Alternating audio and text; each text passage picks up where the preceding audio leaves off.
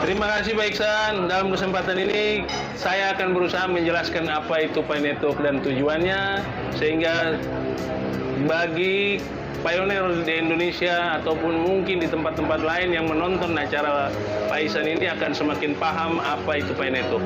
Pertama, Pi Network adalah sejenis kripto atau uang digital. Uang digital.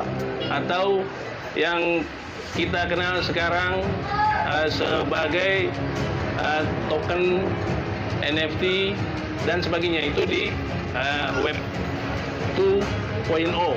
Tapi sekarang Pi Network ini berkembang menjadi lebih hebat lagi daripada apa yang sudah kita kenal, yang tercatat di buku putih Pi Network itu sendiri, bahwa Pi Network berkembang menjadi uang digital. Saya sendiri menyebutnya sebagai Pi Currency, karena Pi Network ini berkembang menjadi sistem moneter baru yang akan menggantikan posisi uang fiat di dunia ini. Uang fiat sebentar lagi akan kiamat, diganti dengan uang digital. Nah, uang digital ini perlu yang namanya cadangan uang atau yang namanya Global Finance Safety Net. Nah, Global Finance Safety Net bagi uang fiat adalah dolar. Di uang digital, Global Finance Safety Net atau jaring pengaman uang global atau kita kenal dengan cadangan uang itu adalah Pi Coin. Nah, di sini Bitcoin itu. Kemudian tujuan daripada Bitcoin ini ada untuk apa? Kita sudah disampaikan oleh Dr. Nicholas Kokalis bahwa tujuannya adalah untuk kemakmuran warga dunia, kemandirian keuangan warga dunia, untuk kedaulatan keuangan warga dunia. Itu tujuannya. Tujuan yang lebih luas lagi adalah bagaimana kita yang bisa menambang Pi ini bisa memberikan kemaslahatan bagi orang-orang yang tidak menambang Pi. Seperti kita mungkin bisa membangun sesuatu yang luar biasa setelah kita memiliki koin yang nilainya tentu akan sangat tinggi. Kenapa nilainya akan sangat tinggi? Karena ditentukan oleh Stellar Consensus Protocol yang di dalamnya itu tercantum di buku putih adalah menjadi hak para pioner untuk melakukan konsensus tersebut dan menentukan nilai. Dan nilainya sekarang saat ini yang berlaku sudah ditetapkan di seluruh dunia berdasarkan konsensus Cina itu 314.159.000 per Pi. Betul. Itu pun juga tidak cukup di Cina saja. Ada konsensus di Vancouver yang kita sebut sebagai konsensus global, walaupun itu daring tapi dihadiri oleh para pioner-pioner di dunia. Dan kemudian kita Indonesia patut berbangga karena kita menutup konsensus tersebut dengan melaksanakan deklarasi nilai di Ancol pada tanggal 26 Juni tahun 2022 menyongsong Pi Today.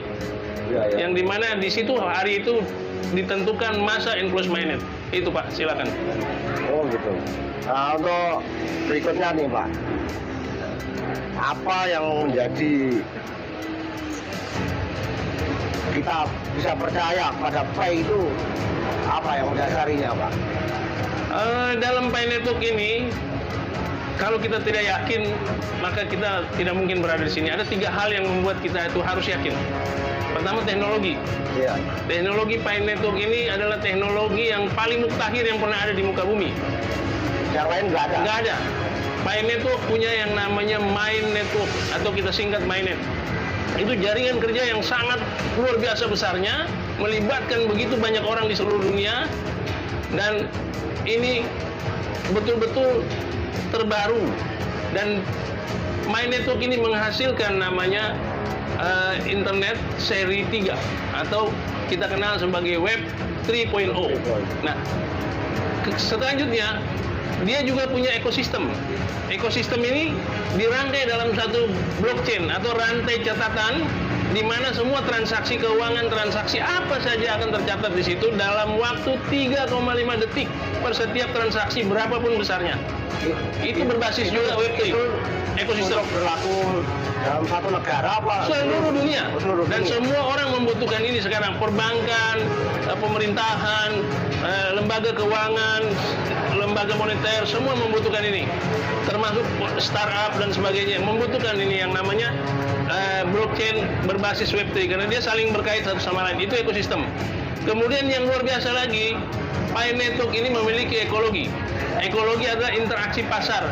Di dalam ekologi ini kita akan menjumpai nanti perusahaan-perusahaan startup yang menyediakan banyak barang atau merchandise, dan di situ ada banyak vendor-vendor yang ternama dan akan berjualan di situ, dan kita tinggal barter dengan koin kita. Oh, jadi kita nggak usah bingung-bingung nyari. Ada lagi satu lagi sistem di dalam situ yang di masa enclosed mainnet ini disebut bahwa kita dapat memperkuat ekosistem daripada peer to peer atau tukar menukar barter antara pionir. Apa saja barangnya, mau bekas, baru, dan apa, silakan. Yang penting kesepakatannya pada nilai tadi. Nah, nilai yang menentukan bukan vendor, tapi nilai yang menentukan adalah berdasarkan konsensus protokol atau stellar konsensus protokol adalah pionir. Iya. Makanya itu kita disebut pionir. Kenapa kita disebut pionir? Bayangkan saja, Pak. Satu badan manusia ini punya tubuh, punya semua organ yang lengkap, tapi kalau tidak punya darah dan jantung, maka tidak bisa apa-apa. Nah, pionir adalah darah dan jantung daripada Pi Network ini sendiri. Itu kira-kira, Pak. Makanya luar biasa sekali, dan kita inilah yang membuat saya sendiri percaya bahwa Pi Network adalah masa depan dunia. Sebuah revolusi keuangan, sebuah revolusi moneter yang tidak mungkin bisa dihambat oleh siapapun. Dan yang tidak percaya pada Pi Network hari ini adalah pasti idiot. Gitu. Ini ngomong-ngomong, Pak. Ngomong-ngomong masalah tadi. Ngopi dulu saya, Pak. Enggak. Ngomong-ngomong masalah konsensus itu kira-kira berapa, Pak? Kira-kira.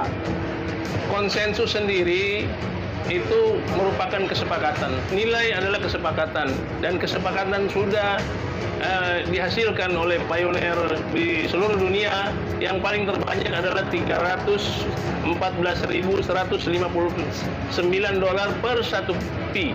Itu kalau dirupiahkan kira-kira berapa, Pak? Ya, kalau sekarang asumsinya 16 ribuan, kira-kira 4,7 miliar sekian, hampir 4,8 miliar per 1 pi. Kalau rupiah. Mantap sekali, Pak. Kira-kira begitu. Zaman gini. Betul. Ya, tapi begini, Pak, jangan lupa. Itu Cina, global, dan Indonesia lewat deklarasi Ancol. Tapi jangan lupa bahwa saat ini sedang berkembang juga nilai yang baru di Amerika. Berapa? $1 juta per pi. Bebas sekali. Nah, kalau sampai itu terjadi, Pak, ini luar biasa. Kita bisa melakukan banyak hal, dan kita diuntungkan di Indonesia ini. Kira-kira 16, sekian miliar per 1 pi. Gitu.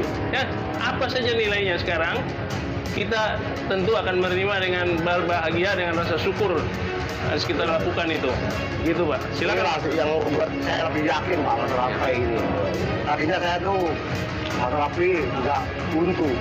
Apakah mungkin di broker ini saya sendiri apa gimana, saya, Pak? Sangat bingung saya tuh cari temen. Akhirnya ketemu lah benar-benar yang lain. Cuma ya itu, banyak juga temen saya ajak. Malah jadi saya dinyinyirin lah gitu. Kita nggak usah khawatir, Pak. Di Indonesia ini yang penambang aktif ada 1,7 juta orang.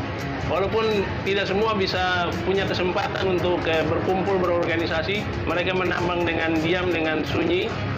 Dan ini satu kekuatan luar biasa. Hanya saja memang kurang. Harusnya kita minimal 1% dari jumlah penduduk. Minimal 2,8 juta lah kita harus menambang. Makanya teman-teman, saya harap sahabat-sahabat Pi Network rajin deh berekspansi, mengajak itu yang lain, tetangga, sahabat, keluarga, anak, istri, suami untuk ikut nambang Pi Network. Sehingga kita... Ya, udah paham, Pak. Ini pertanyaan terakhir, Pak. Ya. Masalah Pi ini biar saya yakin dan pionir yang lain juga semakin yakin, Pak. Jadi kecintaan kita itu terhadap Pi ini benar-benar mendarah daging, Pak. Ini ya pertanyaan saya yang mungkin ya saya kurang paham masalah ini ya. Apa hubungannya Pi dengan globalisasi uang digital yang sedang terjadi saat ini, Pak? Ya. Ini luar biasa pertanyaan pada hari ini, Pak Iksan. Terkait dengan fenomena yang sedang terjadi di seluruh dunia, adanya CBDC, artinya itu bentuk daripada uang-uang digital. Negara-negara berdaulat, kalau di Indonesia rupiah digital, di Filipina peso digital, di Thailand